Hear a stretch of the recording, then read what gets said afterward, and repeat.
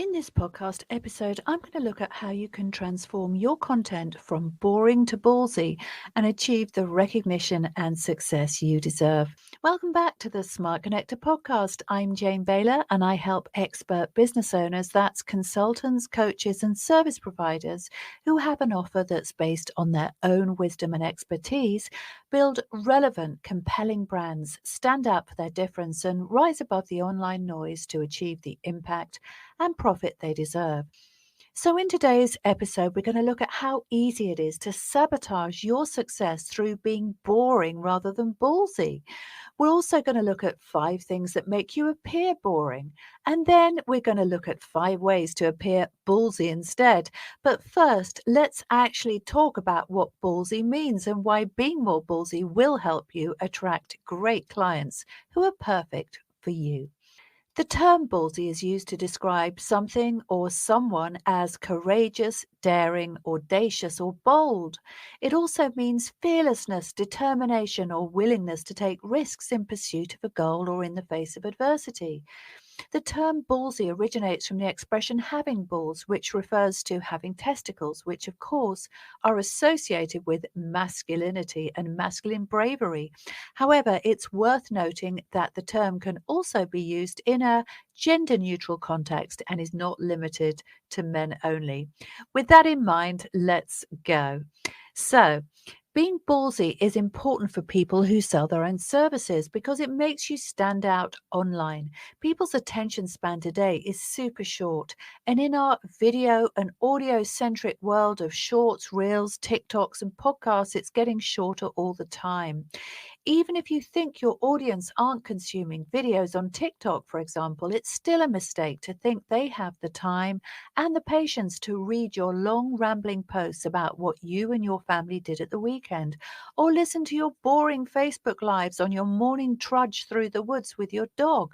They want value, not visibility, and if you don't give it to them, it's the fastest way to get overlooked and ignored. Attention truly is the new gold because if you blend in and sound unoriginal, your target audience will immediately click away to someone whose content is more interesting and thought provoking than yours. This means you'll be wasting your time and effort for poor returns. You'll also be having to work a lot harder to generate interest, and any prospects you acquire will convert at a lower rate because people are not really feeling it. In other words, they're not sure whether they actually like or are that interested in what you have to say. So this really does matter. Think about the people who are popular in real life, those who never have any trouble finding friends. They entertain, don't they? They've always got something interesting to say, or they're great listeners whose presence just makes you feel good. They're not the type to hedge or make indirect or confusing statements. They don't drone on constantly about themselves. Rather, they find topics that interest you and then they give you some new or juicy piece of information or some feedback that makes you see things from a new and refreshing angle rather than just stating the obvious that you and a million others have heard, seen, or had quoted back at you multiple times. Now, in some respects, I'm quite lucky because I came of age in the media and entertainment industry. I very quickly learned that my value was also linked to things such as how good a story I could tell, how clearly I could express myself, and how quickly I could get others to engage with the points I was making. Now, after a while, these types of skills become hardwired, and although there are undoubtedly many people who are more charismatic and entertaining than me, this has stood me in fairly good stead throughout my career as an expert too. Now, another thing about being ballsy rather than boring is that when you drop the fear and just say what you like, people really love it. We're naturally drawn to leaders, and all leaders tell it like it is. Right? They can make us laugh, they can make us cross, or they can arouse many other emotions by what they say and how they express themselves. But one thing they never do is lose our respect through being boring.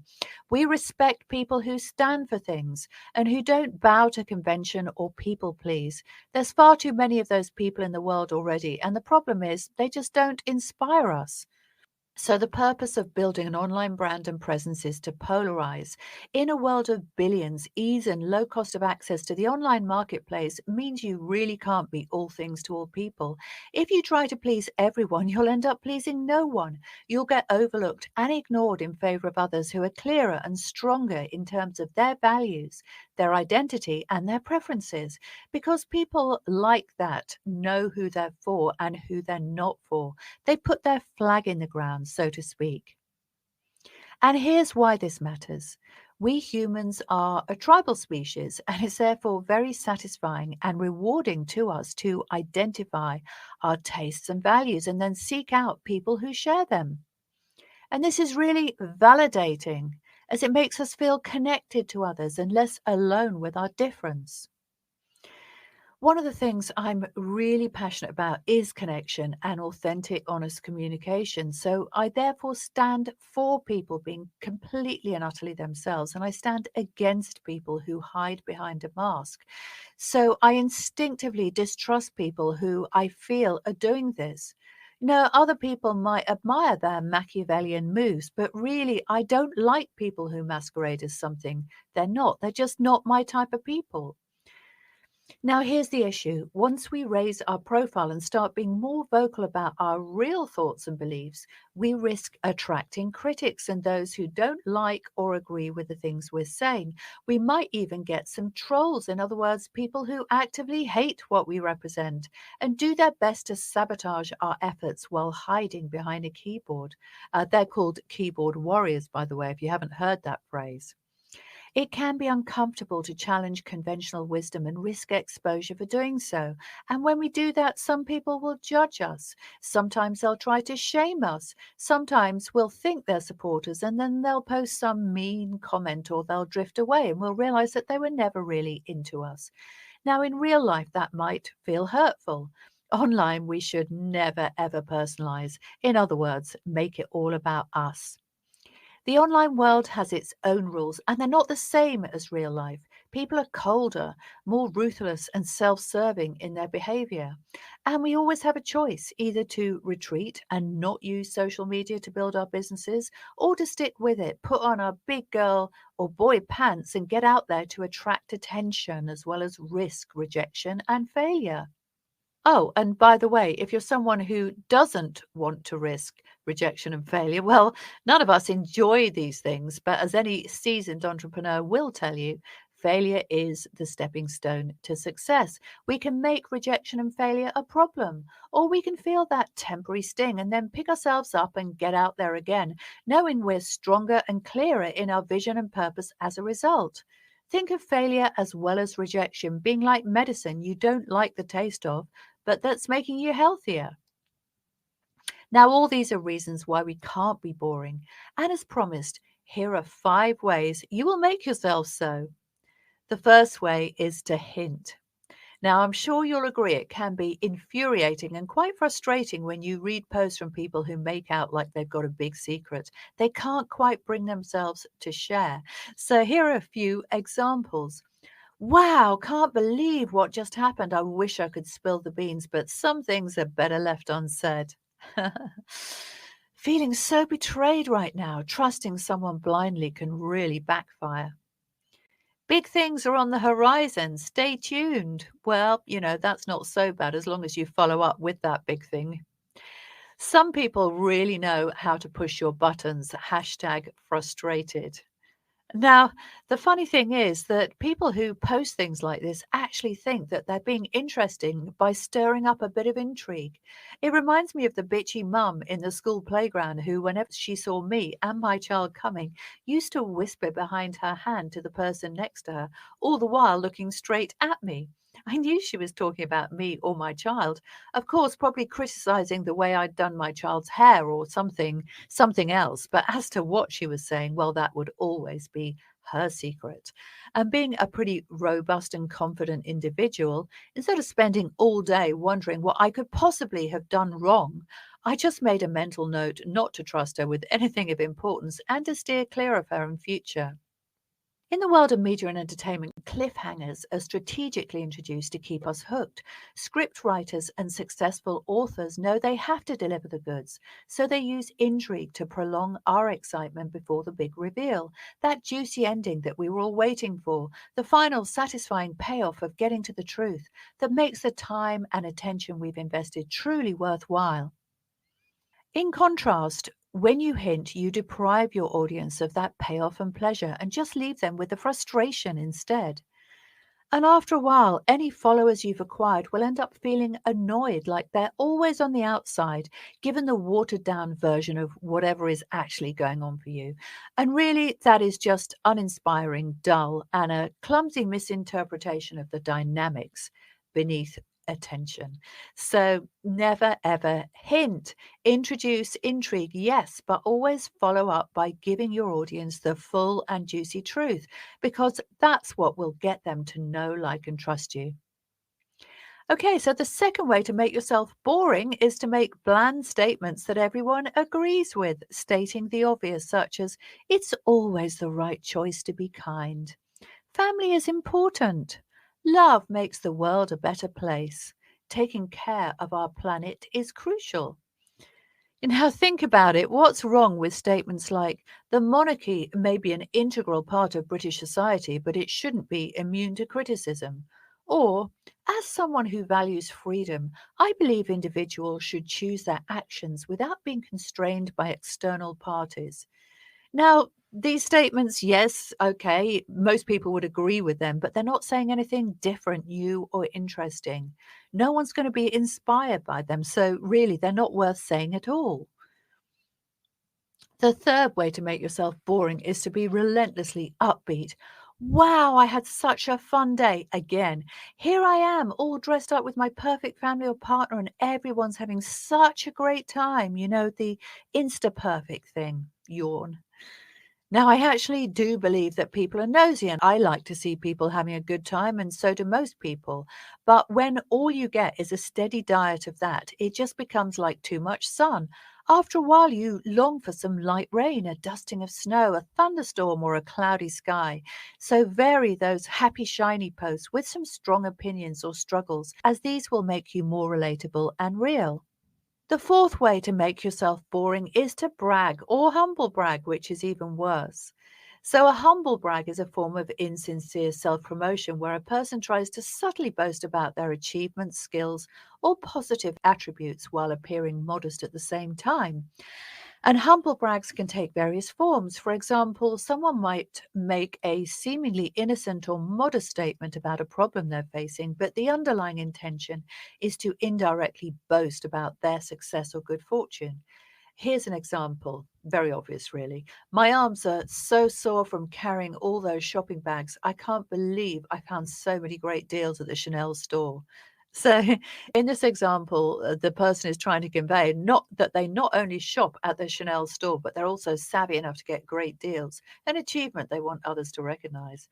However, they mask their true intention by focusing on the discomfort caused by carrying all those shopping bags. So, humble brags can also work if they're daring enough to make people cringe or laugh. The Ty Lopez Here in My Garage video is probably the best known example of a humble brag that went viral.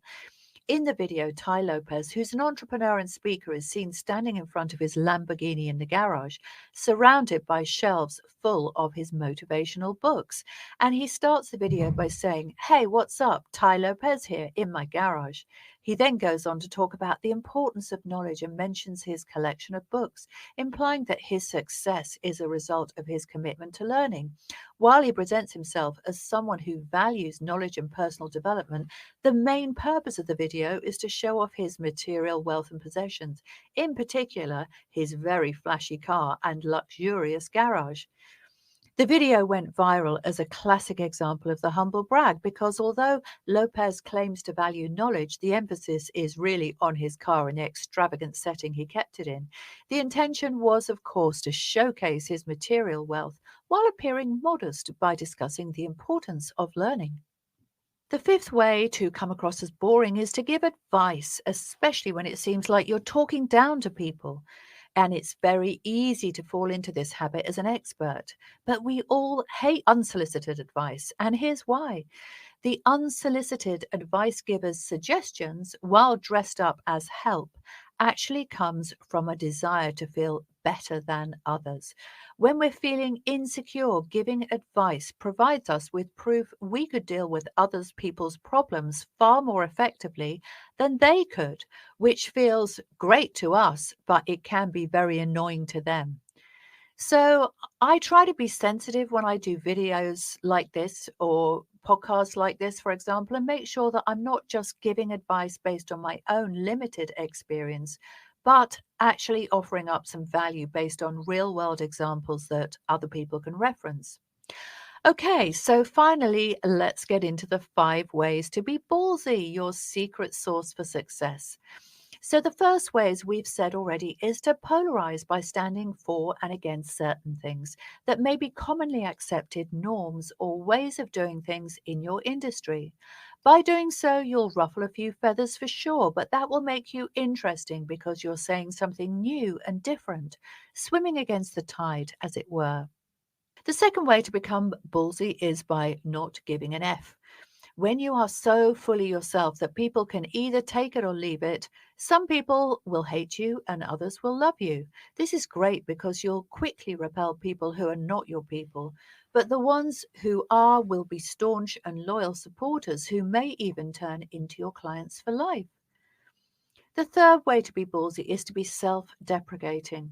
And personally, I find this the most irresistible quality ever because it shows incredible confidence.